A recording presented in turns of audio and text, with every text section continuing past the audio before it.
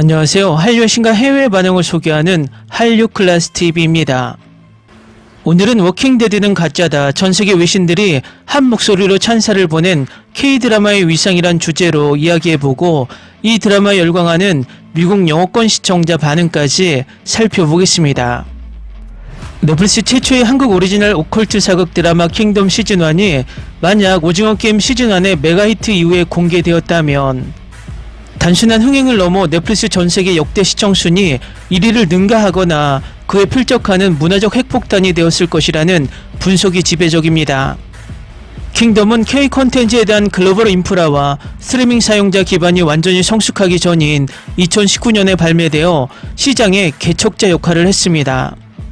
반면 오징어 게임이 닦아놓은 고속도로 위에서 전세계 시청자들이 한국 유료 콘텐츠에 완벽히 결들어진 시점에 등판했다면 그 폭발력은 상상을 초월했을 것입니다. 세계적인 미디어 평론가들과 엔터테인먼트 시장 분석가들의 통찰 그리고 글로벌 외신들의 극찬을 바탕으로 만약 킹덤이 오징어 게임 이후에 나왔다면 마주했을 역사와 현재까지 킹덤 시즌3가 제작되지 못하고 표류하는 숨겨진 내부 사정을 상세히 분석해드립니다.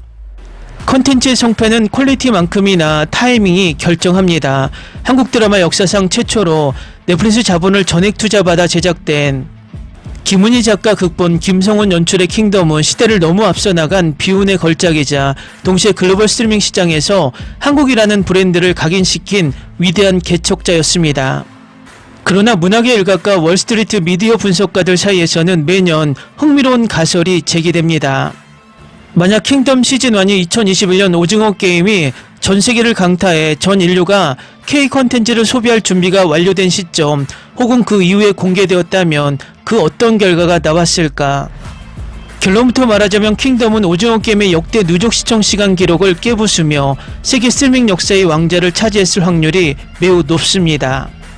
킹덤 시즌1이 방영되던 2019년 1월 당시 넷플릭스의 글로벌 유료 가입자 수는 약 1억 3,900만 명 수준이었습니다.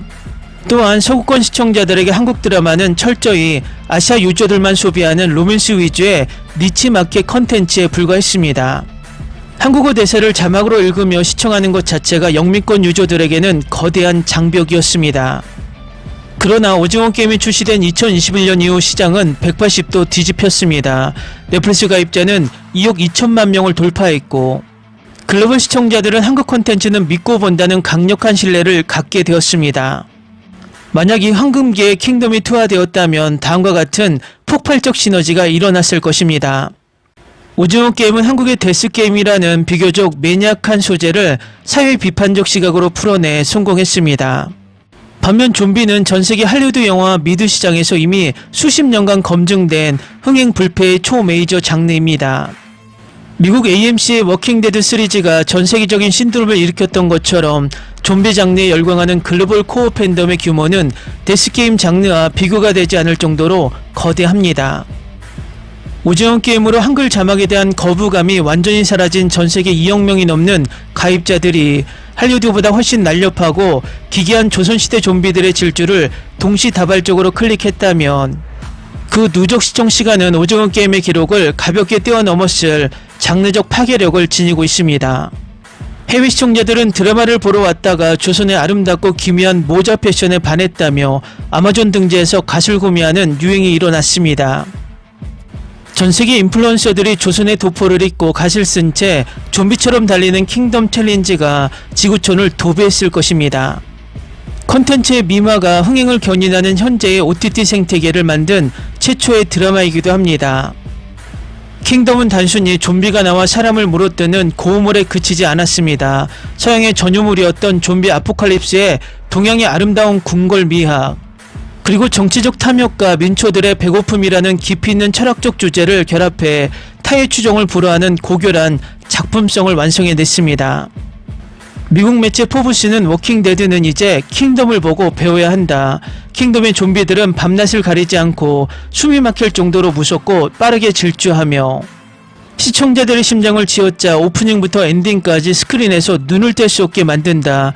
아름다운 한국의 전통 풍경과 피비린내 나는 액션의 대비는 가히 천재적이다라고 극찬했고 미국 할리우드 리포터는 의상, 세트피스, 비주얼 그래픽 모든 면에서 할리우드 블록버스터에 필적하는 압도적인 프로덕션 퀄리티를 자랑한다.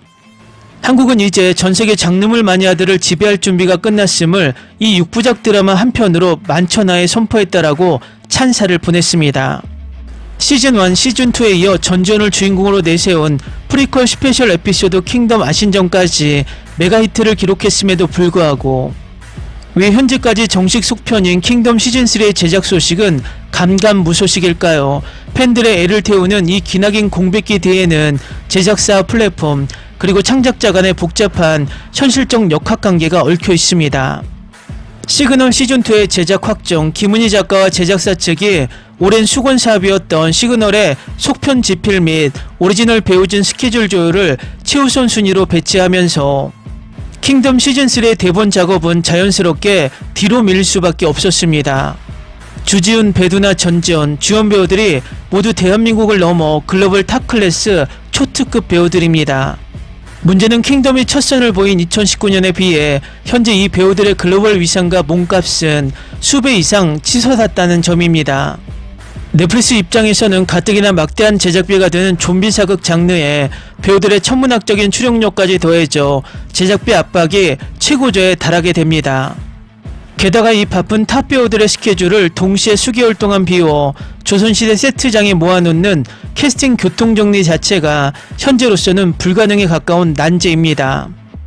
2019년 당시 넷플릭스는 한국 시장 진입과 점유율 확대를 위해 킹덤의 제작비 제한이 없는 과감한 투자를 단행했습니다. 하지만 현재의 넷플릭스는 전세계 시장을 이미 독점한 상태이며 철저하게 가성비와 투자 대비 수익률을 따지는 구조로 시스템이 전환되었습니다. 반면 오징어 게임이나 더 글로리, 인간 수업 같은 현대 기반 장르물은 상대적으로 적은 비용으로도 폭발적인 글로벌 트래픽을 유도할 수 있습니다. 즉 넷플릭스 경영진 입장에서는 엄청난 예산이 투입되어야 하는 대작 킹덤3의 제작 승인 버튼을 누르기가 과거보다 훨씬 까다로워진 것입니다. 또 여기에 시즌1 프리퀄 아신전까지 제작한 A스토리는 넷플릭스가 모든 수익을 가져가는 구조를 개선하지 않는 한 제작에 참여하는 것을 꺼리고 있는 것으로 알려져 있습니다. 다음은 킹덤 시즌1에 열광하는 미국 영어권 시청자 반응입니다. 워킹데드가 수년째 질질 끌며 주던 피로감을 단 6회 만에 날려버렸다. 미국 좀비 드라마들은 시즌이 갈수록 생존자들끼리의 지루한 말싸움과 정치질로 변질되어 매너리즘에 빠졌는데 킹덤은 군더더기 없는 전개로 좀비물의 본질을 채웠다. 동양적인 궁궐 안에서 벌어지는 숨막히는 사투와 숨 쉴 틈 없이 몰아치는 좀비들의 기괴한 질주를 보면서 오랜만에 좀비 장르의 짜릿한 카타르시스를 제대로 느꼈다. 이것은 드라마의 수준을 넘어 매회 잘 만들어진 할리우드 영화를 보는 것 같다. 넷플릭스가 한국에 자본을 전액 투자했다더니 화면의 채도, 조명, 미술, 카메라 워크 하나하나가 아시아 기존 TV 드라마의 한계를 아득히 초월한 극장용 퀄리티다. 특히 피가 튀는 잔혹한 호러씬과 조선시대 특유의 수려하고 정적인 미장센이 묘하게 대비를 이루며 내뿜는 영상미는 시각적인 충격 그 자체였다. 군주름이라는 인간의 본능을 역병과 연결한 대본의 깊이에 감탄했다. 서양 좀비들은 단순한 바이러스나 과학적 실험 부작용으로 발생해 날뛰는 무지성 괴물에 불과한 경우가 대부분이라 서사가 얕았다. 킹덤은 탐욕스러운 지배층 때문에 인육까지 먹어야 했던 백성들의 배고픔이 역병의 근원이라는 설정을 깔아두어 사회 비판적인 메시지까지 완벽하게 잡아냈다. 중화권 사극들이 반성해야 할 만큼 의상과 소품의 고증이 눈부시다. 대만이나 중국의 역사 사극들은 최근 지나치게 화려함만 쫓아 플라스틱 가짜 세트장과 조잡한 실크 옷으로 몰입감을 깨는 경우가 허다하다.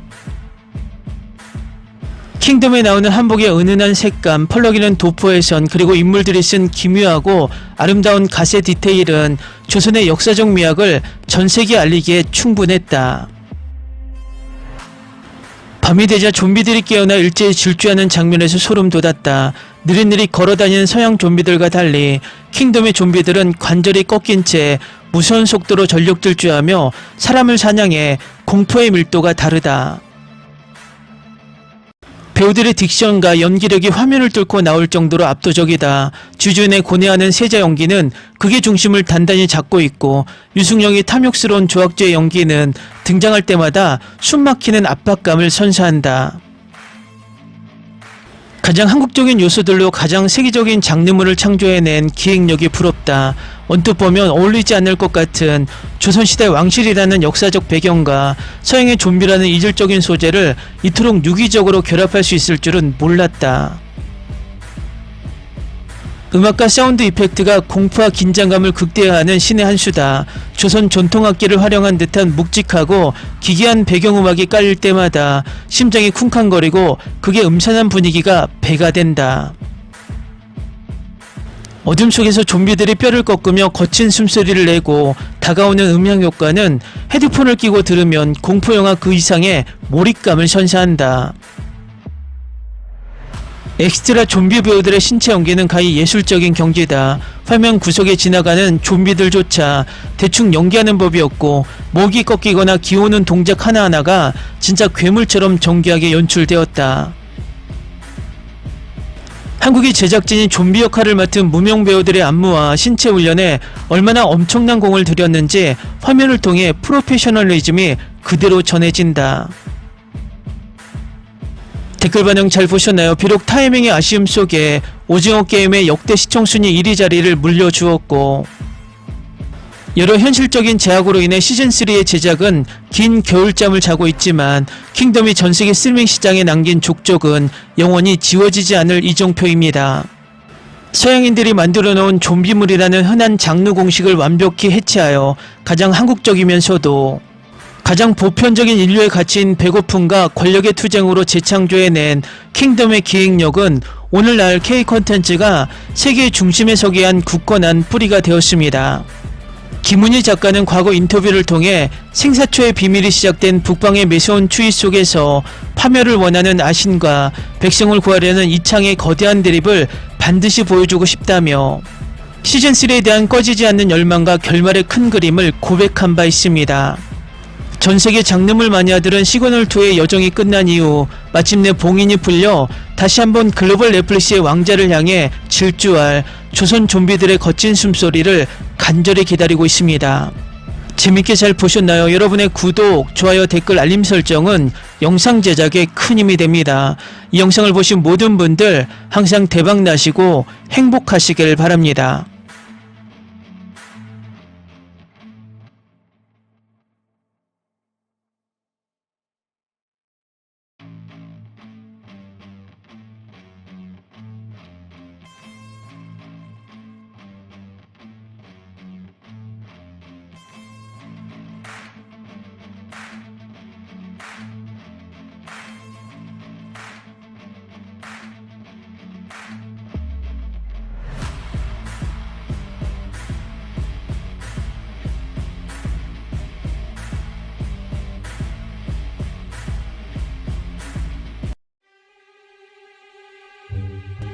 Ni se te ocurra. Olvida el ganso y los tomates. No hables de las ballenas. No es un acuario. No actúes como tonta. Sé que eras una genio. ¿Sí? No vayas a presumir, a la gente no le gusta eso. Y no digas cosas sin sentido. Y bueno, ¿terminamos? Hasta pronto. Abogada, tengo mucha curiosidad por conocerla.